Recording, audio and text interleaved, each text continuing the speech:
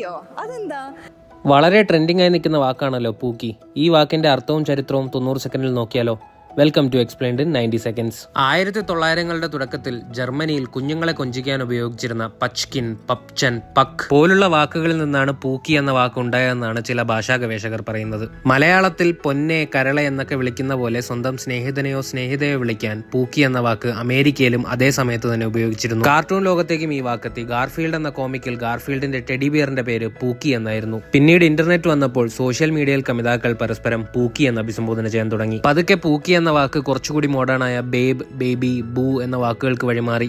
പിന്നീട് ടിക്ടോക്ക് വന്നപ്പോഴാണ് പൂക്കി എന്ന വാക്ക് വീണ്ടും വൈറലാകുന്നത്. കപ്പിൾ വീഡിയോസ് ചെയ്തിരുന്ന ജെറ്റ് പക്കറ്റ് തന്റെ ഭാര്യ ക്യാമ്പലിനെ എല്ലാ വീഡിയോസിലും പൂക്കി എന്നായിരുന്നു വിളിച്ചിരുന്നത്.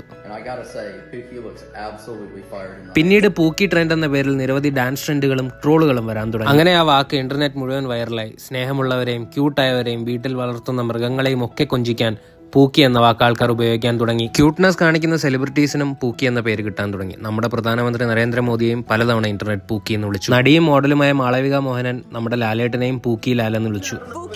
ഈ ടേം ഞാനാണ് സ്റ്റാർട്ട് ചെയ്തത്. ഓക്കെ, എല്ലാവരും നോട്ട് ചെയ്തോ, പൂക്കി ലാൽ. ഏറ്റവും ഒടുവിൽ ആ പേര് കിട്ടുന്ന സെലിബ്രിറ്റി നമ്മുടെ മുഖ്യമന്ത്രി വി ഡി സതീശനാണ്.